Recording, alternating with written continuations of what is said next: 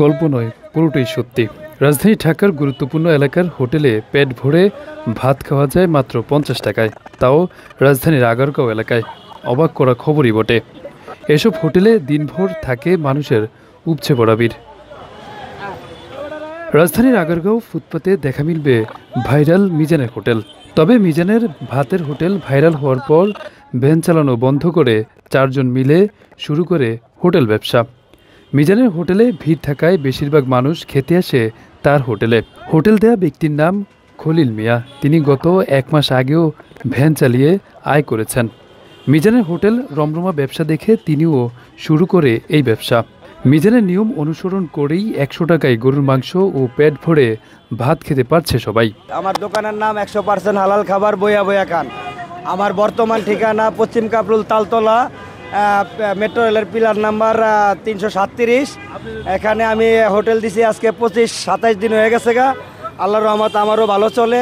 আমি এই উদ্যোগ নিয়েই দিছি যে এখানে যথেষ্ট কাস্টমার হয়, অনেকে না খাইয়া চলে যায় মন খারাপ কইরা, জানি কেউ না খাইয়া যায়, এই কারণে আমি এই দোকানটা দিছি। যথেষ্ট কাস্টমার আমারও হয় ইনশাল্লাহ। এখানে এই পদ্ধতিই চলে, এই পদ্ধতিই চলবো।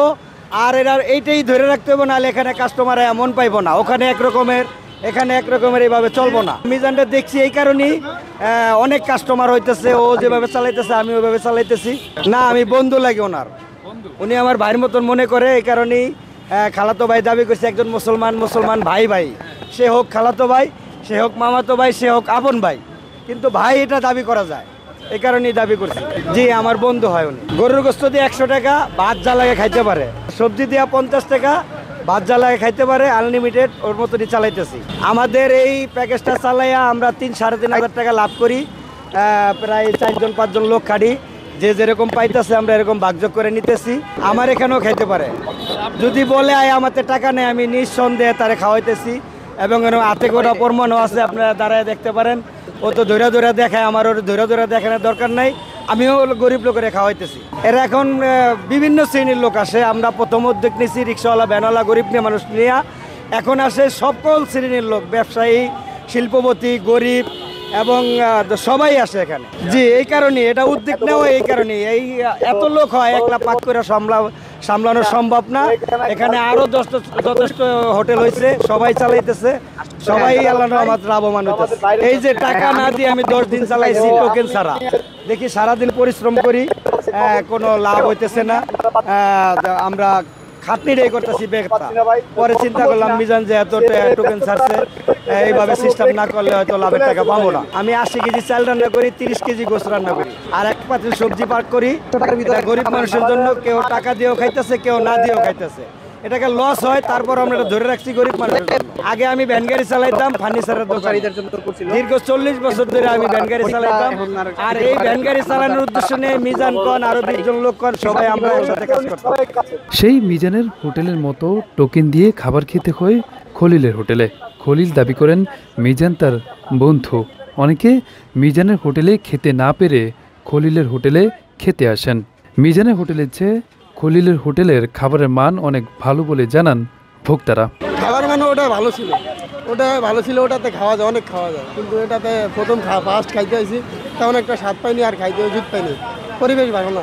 তাই ওই জায়গায় 10 ঘন্টার পর ঘন্টা সিরিয়াল দিতে হয়। বিশেষ কথা খাবার যেটা স্বাদ, ওটার দিকে মানুষ একটু বেশি যাইব। আর আমরা নতুন এটা রাখি খাইতে, হিসাব করছি স্বাদটা একটু ভালো হয়। অর্থাৎ একলা আমার জন্য না, অনেকই ওইটাতে স্বাদ পায় না, সিরিয়াল দিয়ে হইলে ওটা খাওয়া দরকার ছিল। এই জন্য আজকে আর মনটা ভালো না, ওটা খাইতে পারলে একটু তৃপ্তি করে খাইতে পারতাম। এখনও খারাপ খাইনি, ভালোই খাইছি, 2 প্লেট খাইছি, কিন্তু ওখানে আরও বেশি চাপতে পারতাম, কিন্তু ভিড় যে পরিমাণ সম্ভব না। জি, ওটাই ভালো ছিল। ওখানে ভিড় থাকার কারণে হলো ওখানে একটা ভিডিও বানাই, স্বাদেরটা হইলে 3 ঘন্টা পরে খাইবো, ওয়েট করে খাবো, আমাকে স্বাদের দিয়ে খাইবো, ওটাই একটা পরিবেশন ভালো। আর এটা যতই ভালো হোক না কেন, এটা খাবার মানুষ। খলিলের এই হোটেল মিজানের খালাতো ভাইয়ের নামে পরিচিতি লাভ করে, তাই অনেক দূর থেকে খেতে আসেন ভোক্তারা। আবার অনেকে মিজানের হোটেলে ভিড় থাকার কারণে খেতে না পারায় ক্ষোভ প্রকাশ করেন। যে পরিমাণ ভিড় ওই দোকানে থেকে খাবার মানটাও ভালো আছে অনেক। আমরা ওই দোকানে একবার খাইছি, আর এখানে 5 বার খাইছি নিয়ে। ওই দোকান থেকে খাবার মান অনেক ভালো। হ্যাঁ, এখানে অনেক ভালো। খাই আপনারাও একবার দেখতে পারেন টেস্ট করে। বর্তমানে একই না? হ্যাঁ, রেট একই, সিস্টেমটা খালি ওনারটা লোক বাইরে দেয় আর ওইটা আর কি লয়ে দেয়, এটাই। আর কিন্তু খাওয়া যতবার এখানেও খাইতে পারেন, ওইখানেও যতবার খাইতে পারেন। ওই জায়গায় জায়গা পাওয়া যায় না, ভিড়টা অনেক। আর লয়ের যে খাওয়ার সিস্টেমটা, ওই জায়গায় লইতে গেলে আধা ঘন্টায় জায়গা বা 1 ঘন্টা জায়গা। আর এতটুকু সময় তো মানুষের আর খাইবার আর এতটুকু সময় থাকে না। খাবার এটার স্বাদ বেশি অনেক, মিজানের দোকান থেকে এটা অনেক স্বাদ বেশি। মিজানের হোটেলে অনেক ভিড়, যে কারণে মিজানের খালাতো ভাইয়ের কাছে আসছি আমরা আজকে খাওয়ার জন্য। আলহামদুলিল্লাহ অনেক ভালো। মিজানের হোটেলে খাবার এখন আমি খাইতে পারিনি, এত ভিড় না, এখনও খাইনি। 2 দিন আসছি তো, ফার্স্ট দিন যেদিন আসলাম ওই দিন অন্য জায়গায় খেয়েছি, আজকেও অন্য জায়গায় খেয়েছি, ওখানে অনেক ভিড় যে কারণে খেতে পারিনি। আচ্ছা আলহামদুলিল্লাহ অনেক ভালো, খারাপ না। 100 টাকার হিসেবে অনেক ভালো এখানকার খাবার। যার যতটুকু লাগে সে নিয়ে খাচ্ছে, এখানে কোনো সমস্যা নেই, সব মিলে ভালো। ভাইরাল হয়ে যেন বিপাকে পড়েছেন রাজধানীর ভাতের হোটেলের মালিক মিজান। একসময় রিকশা চালক এবং সিএনজি চালকদের ভরসার জায়গা ছিল তার ফুটপাতের ছোট্ট হোটেলটি। তার নাম দিয়েছিলেন গরিবের বুপে। আরফাত হোসেন, যুগের চিন্তা, ঢাকা।